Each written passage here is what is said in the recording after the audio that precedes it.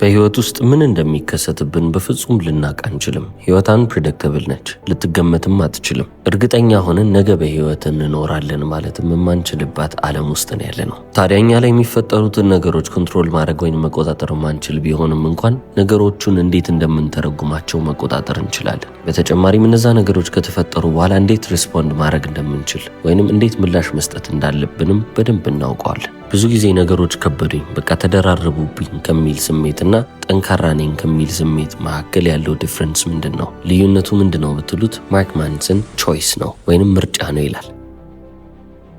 ለዚህ ነው የመጽሐፉን 5ኛውን ምዕራፍ you are always choosing ብሎ የሰየመው። ሁሌም ቢሆን እየመረጣችሁ ነው ይላል። ምሳሌ ስጠን ካላችሁት ማርክ ማንሰን ማራቶንን መሮጥን እንደ ምሳሌ መውሰድ እንችላለን ይላል። ስለዚህ አሁን ማራቶን ለመሮጥ እናንተ ፈቃደኛ ከሆናችሁ ወይንም ደግሞ እኔ መሮጥ እፈልጋለሁ ብላችሁ የተሳተፋችሁበት ነገር ከሆነ ለዛ ተሞክሮ ዝግጁ የሆናችሁ ሰዎች ትሆናላችሁ። ያ ኤክስፒሪየንስም የማይረሳ የሚባል ይሆንላችኋል። ለምንድን ነው የማይረሳ የተባለው? ምክንያቱም እናንተ ስለፈለጋችሁ ኢንጆይ ላድርገው ስላላችሁ። ነገር ግን እንበልና ማራቶን መሮጥ አልፈልጋችሁም፣ በግድ መሮጥ አለባችሁ ተብሎ ትዕዛዝ ቢሰጣችሁ ያ የማራቶን ሩጫ ለእናንተ ግዳጅ ነው የሚሆነው እንጂ ፈልጋችሁ ወይንም ደግሞ ፈቃደኛ ሆናችሁ የምታደርጉት ነገር አይሆንም። ስለዚህ የበለጠ እየከበዳችሁ የበለጠ አይምሯችሁ ላይ ጫናን እያመጣባችሁ ይመጣል ማለት ነው። ታዲያ አሁን ይሄንን ምሳሌ ማርክ ማንሰን ለምን ሰጠን? ችግሮቻችሁን ራሳችሁ መምረጥ መቻል አለባችሁ። ችግራችሁን ራሳችሁ ስትመርጡ በመረጣችሁ ችግር ላይ እናንተ የራሳችሁ የሚባል ኮንትሮል ይኖራችኋል ወይንም ቁጥጥር ይኖራችኋል። ኤምፓወርድ እንድትሆኑ ወይንም ደግሞ ኃይል አለኝ የሚለውን ስሜት ለማግኘት የምትፈልጉ ከሆነ እናንተ ምን ጊዜም ቢሆን መምረጥ መቻል ይጠበቅባችኋል። መርጬው ነው ይሄንን ያደረግኩት ብላችሁ ስታስቡ ነው እናንተ ኃይል እንዳላችሁ እያመናችሁ የምትመጡት። እናንተ ግን እነዛን ችግሮች ካልመረጣችሁና ችግሮቹ እናንተ ላይ ተከሰቱ ቢባል እናንተ ራሳችሁን እንደ ቪክቲም ትመለከታላችሁ። ተበዳይ ነኝ፣ ይሄ እኮ ተፈጠረብኝ ነው የምትሉት። ስለዚህ አብዛኛውን ጊዜ የምንረታውም የምናሸንፈውም በሚደርስብን ችግር ሳይሆን ችግሮቹን በምንመለከትበት መንገድ ነው። ችግሮቹን እንደ ቾይስ አክሰፕት የምናደርግ ከሆነ እኔ ነኝ የመረጥኳቸው የምንል ከሆነ ነገሩን በሰላም ተቀብለን መፍትሄን አበጅተን ማለፍ የምንችለው ነገር ይፈጠራል። ታዲያ በዚህ መጽሐፍ ላይ ጸሐፊው አሜሪካን ሳይኮሎጂስት እና ፊሎሶፈር የሆነውን ዊሊያም ጄምስን እንደ ምሳሌ ያነሳል። ታዲያ አሁን ዊሊያም ጄምስ በጣም ሰፈር እያደረገ ነበር፣ እየተሰቃየ ነበረ። ስቃዩም ደግሞ ምንድነው ካላችሁ የውድቀት ስሜትና ዲፕሬሽን ወይንም ድባቴ ይዞት ነበር። ስለዚህ ሰውየው ሳይኮሎጂስት ነው፣ ፈላስፋ ነው። አንድ ኤክስፐሪመንት ወይንም አንድ ተሞክሮ ማዘጋጀት መቻል አለብኝ አለ። ለተከታታይ 12 ወር ወይንም ለ1 ዓመት ምንም አይነት ነገር ቢፈጠር እኔ ኃላፊነት ወስዳለሁ። መጥፎ ነገር ከተከሰተ ጥፋተኛው እኔ ነኝ፣ ጥሩ ነገር ከተከሰተ እኔ ነኝ ኃላፊነቱን ወስዷል። ይህንን ለውጥ ብቻ ማድረጉ ሙሉ ህይወቴን ለውጦልኛል ብሎ ይናገራል። ዊሊያም ጄምስ እንዳለው ከሆነ ይሄ ለኔ ሪበርት ነው ወይንም ደግሞ ድጋሚ መወለድ ነው አለ። ስለዚህ አሁን ከዚህ ምን መውሰድ እንችላለን? ምን መማር እንችላለን ካልን በህይወት ውስጥ ምንም አይነት ነገር እኛ ላይ ሊፈጠር ይችላል። ምንም ልናረግ አንችልም። እኛ ማድረግ የምንችለው ብቸኛው ነገር ነገሩን የምንቀበልበት መንገድ ወይንም ደግሞ ሪስፖንድ የምናረግበት ምላሽ የምንሰጥበት መንገድ ነው። ተግባሮቻችን ራሱ የምርጫዎቻችን ውጤቶች ናቸው። ስለዚህ አሁን ወደ 2 ሀሳብ ደግሞ እናልፋለን። ፎልት እና ሪስፖንሲቢሊቲ፣ ጥፋትና ኃላፊነት ወደሚባል ነገር። ማርክ ማንሰን እንደሚናገረው ከሆነ አብዛኞቻችን ቪክቲም ሜንታሊቲን ለመቀበል በጣም ቅርብ ነን ይላል። በቃ እንደ ስህተት ነው የምናየው። ይህንን ነገር ተሳሳትኩ ወይንም ደግሞ እንትና እንደዚህ አይነት ስህተት ሰራች ብለን እኛ ራሳችንን ትራፕ እያደረግን ወይንም እያሰርን ነው። ይህም ደግሞ የቀድሞ ህይወታችን ላይ ያስቀረናል። ወደፊት እንዳንንቀሳቀስ አሁንን እንዳንኖር ነው የሚያደርገን። አሁን ላይ ማንኖር ከሆነ ደግሞ ፓወርለስ ነን ማለት ነው። ምንም አይነት ኃይል የለን። ሬስፖንሲቢሊቲን ስንቀበልስ ወይንም ኃላፊነትን ስንወስድስ ህይወታችን ምን ይመስላል ካላችሁ ፕሬዘንትና ፊውቸር ላይ ነው እያተኮርን ያለ ነው። ሀሳባችን አሁንና ወደፊት የሚለው ነጥብ ላይ ይሆናል ማለት ነው። ስለዚህ አሁን ጥፋት ወይንም ፎልት ማለት ምን ማለት እንደሆነ ካወቅን፣ ሬስፖንሲቢሊቲ ወይንም ኃላፊነት ምን ማለት እንደሆነ ካወቅን ቪክቲም ከመሆን ወይንም ተበዳይ ከመሆን የመውጫ መንገድ አገኘን ማለት ነው ይላል። ማርክ ማንሰን እንደሚናገረው ከሆነ አንድን ነገር እናንተ ስላላጠፋችሁት ወይንም የእናንተ ጥፋት ስላልሆነ የእናንተ ኃላፊነት አይደለም ማለት አይደለም። ጥፋቱ የእናንተ ባይሆንም እንኳን ኃላፊነቱን መቀበልና መወጣት ይጠበቅባችኋል ይላል። ሬስፖንሲቢሊቲ ወይንም ኃላፊነት ደግሞ ምን ማለት ነው ካልን አሁን ላይ የምናደርገው ነገር ላይ ነው የሚያተኩረው። የሚያተኩረው። ችግር ተፈጠረ፣ እሺ ማንም ሰው ላይ ሊፈጠር ይችላል። ነገር ግን እሺ ከተፈጠረ በኋላ ምን ማድረግ ትችላላችሁ? ምንስ እያደረጋችሁ ነው? እነዚህን ጥያቄዎች ልትመልሱ ይገባል። ምክንያቱም መንገዱ ምቹ አይሆንም። ምቹ አለመሆኑንም ደግሞ ተመልክታችሁ ልትሸሹት አይገባም። እድገትን የምትፈልጉ ከሆነ ዲስኮምፈርት ግዴታ አለ። ምንም አይነት አቅም እንደሌለን ወይንም ግራ እንደተጋባን ሊያጋልጠን ይችላል። ነገር ግን ቢያንስ ቁጥጥሩ በእጃችን ስር እንዳለ እናውቃለን።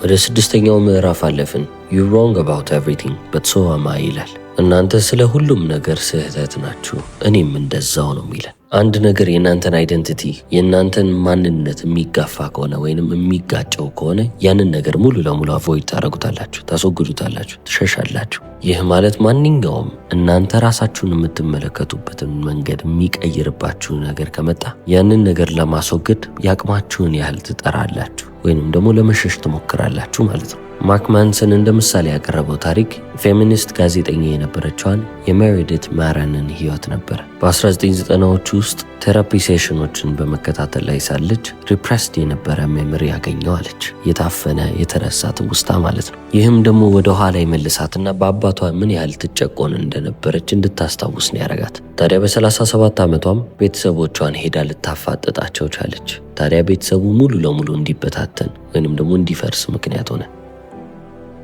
ታዲያ አሁን ከ10 ዓመታቶች በኋላ ሜሪዲት አንድ እውነታን ታውቃለች። ያ ሜሞሪ ወይንም ደግሞ የታፈነ ትውስታን ያለችው ነገር እውነት አልነበረም፣ እንዳለ ውሸት ነበር። ቴራፒ ሴሽን ውስጥ ራሷ በአይምሮዋ ኮንስትራክት ያደረገችው ወይንም ደግሞ የመሰረተችው ሀሳብ ነበር እንጂ እውነተኛ ነገር አልነበረም። ታዲያ ቤተሰቦቿን ካበጣበጠች ከ10 ዓመት በኋላ ይህንን እውነት አወቀች። ነገር ግን አባቷ በህይወት አልነበረም። የበፊቷ ቤተሰብ የሚባለው ሀሳብ እንዳለ የለም። ቤተሰባዊነት የሚባለው ነገር የለም። ሁሉም ነገር ፈርሷል። መልሳ መጠገን የምትችለው ነገር አልነበረም። ስለዚህ መጽሐፍ ጻፈች። ማይ ላይ ብላ ሰየመችው። A true story of a false memory ብላም ጽፋለች። የኔ ውሸት የተሰኘ መጽሐፍ ሲሆን የተሳሳተ ትውስታን የሚያመላክት እውነተኛ ታሪክ ብላ ነው ከታች የጻፈችው። ታዲያ አሁን ማርክ ማንሰን እዚህ ጋር ምን ለማሳየት እየሞከረ ነው ይሄንን ምሳሌ የወሰደው? ትውስታዎቻችን የምንደገፋቸው ነገሮች አይደሉም። ብዙ ጊዜ ልንተማመንባቸው አይገባም። ልክ ስልክ ከአንድ ቦታ ወደ ሌላ ቦታ ስትደውሉ መልእክታችሁ ዲስቶርት እንደሚደረገው ሁሉ አይምሯችሁ ውስጥም ደግሞ ያለው ትውስታዎች ሪሼፕ እየተደረጉ ይመጣሉ።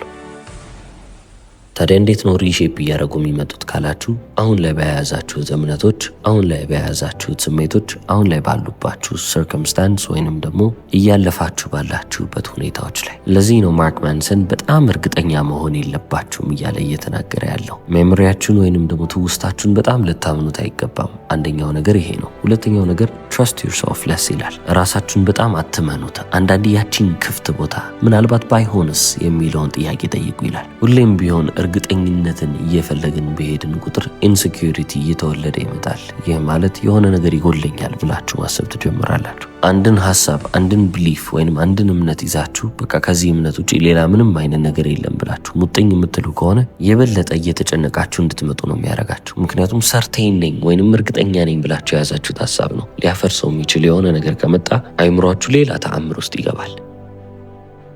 በተመሳሳይ ገጽ ላይ ሆናችሁም ደግሞ አንሰርቴኒቲን ኤምብሬስ ማድረግ የምትችሉ ከሆነ በቃ ማላቃቸው ነገሮች አሉ ነገር ግን በቃ እያለፍኩ ነው ብላችሁ የምታስቡ ከሆነ ለእድገት ቦታን ወይንም ደግሞ ክፍተትን እየተዋችሁ ነው። ለሁሉም ነገር መልስ እንደሌላችሁ ያወቃችሁ ቀን ላይ የዛኔ በቃ ፖሲቢሊቲዝ የሚባሉትን ነገሮች ትመለከታላችሁ። ይሄ ሊሆን ይችላል፣ ይሄም ሊሆን ይችላል። እንዲህ ያላችሁ ስታስቡ ነው ሞር መንገዶቻችሁ እየተከፈቱላችሁ የሚመጡት። ከዚህም በተጨማሪ ማርክ ማንሰን እንደሚናገረው ከሆነ አብሶሉት ሰርተንቲ የሚባል ነገር የለም። መቼም ቢሆን ፍጹም እርግጠኛ ልትሆኑ አትችሉም ይላል።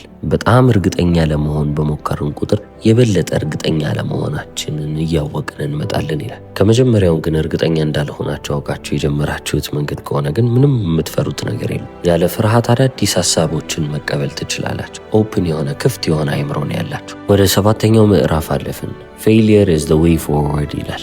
በምንም አይነት ነገር አንድ ሰው ከእናንተ የተሻለ ከሆነ እናንተ ያንን ነገር በማድረግ ከወደቃችሁት በላይ እነሱ የተሻለ ወድቀዋሉ ማለት ነው። ወይንም ደግሞ ብዙ ጊዜ ስለወደቁ ነው። አንድ ሰው ደግሞ ከእናንተ የባሰ ሆኖ ከቀረበ እናንተ ያለፋችሁበት በጣም ፔንፉል የተባለው ህመም የበዛበትን መንገድ በተጨማሪም የህይወትን ትምህርት ያልተማሩ ሰዎች ስለሆኑ ነው። እነዛ ነገሮች ቢማሩ ኖሮ ወይ ከናንተ እኩል ወይም ደግሞ ከናንተ በላይ መሆን ይጠበቅባቸው ነበር። ማርክ ማንሰንም ይህንን በደንብ ግልጽ እያደረገ ይሄዳል። ስክሰስ ማለት ወይንም ስኬት ማለት የብዙ ውድቀቶች ጥርቅም ነው። የስኬት ዋና የሚባለው ፋውንዴሽን ወይንም ደግሞ መሰረት ውድቀት ነው ይላል። ስክሰስንም ስታስቡ ወይንም ደግሞ ሂደትን ፕሮሰስን ስታስቡ ቀጥ ያለ መስመርን እንዳትመለከቱ። ብዙ ውጣ ውረድ ያለበት መንገድ ነው። ሂደት ማለት በአጠቃላይ እሱ ነው። ስለዚህ አሁን ስኬት ምን ማለት ነው ካልን ውድቀትን የማይፈራ ሰው ማለት ነው። ምክንያቱም መውደቅን የፈራችሁ ሰዓት፣ አይ እኔ መውደቅ አልፈልግም ያላችሁ ሰዓት እድገታችሁ የሚቆምበት ጊዜ ነው። ምንም አይነት ነገር ቀጥ ባለ መስመር ላይ መጣላችሁ ይችላል። መውደቅ፣ መነሳት የመንገዱ አካል ነው።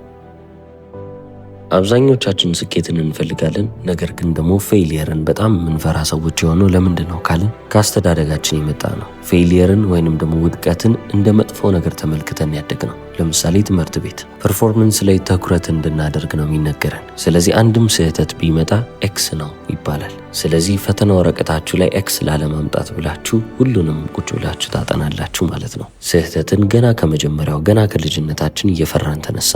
ከልጅነታችን ጀምሮ የተፈጠረብን ፕሮግራሚንግ ይሄ ነው። ነገር ግን ካደግንስ በኋላ አሁንም ለምንድን ነው የምንፈራው ካልን የፕሮግራሚንጉ ተጽዕኖ እንዳለ ሆኖ ማስ ሚዲያው ደግሞ የሚነግረን ነገር አለ። በጣም አልትራ ሰክሰስፉል የሚባሉ ሰዎችን እንመለከታለን። የሚያስገርመውን ስኬታቸውን እንመለከትና ምንም አይነት ውድቀት የሌለበት ምንም አይነት መከራ የሌለበት ይመስለናል። ምክንያቱም እነሱ በሚታገሉበት ጊዜ እነዛ ስኬታማ የሚባሉ ሰዎች ነገሮች አልሳካ ያሉባቸው ጊዜያቶች ላይ እና ፌል ያደረጉባቸው ጊዜያቶች ላይ ማንም ሰው አያውቃቸውም። ስለዚህ ማንም ሰው መጥቶ ዶኪመንት ሊያደርጋቸው አልቻለም። መንገዳቸው በዚህ ነው የመጣው የሚለውን ነገር ሚዲያው እንደ ማስረጃ የያዘው ነገር የለም። ስኬታቸውን ግን ሁሉም ሰው መመልከት ይችላልና ያንን እያሳዩ ይመጣሉ ማለት ነው።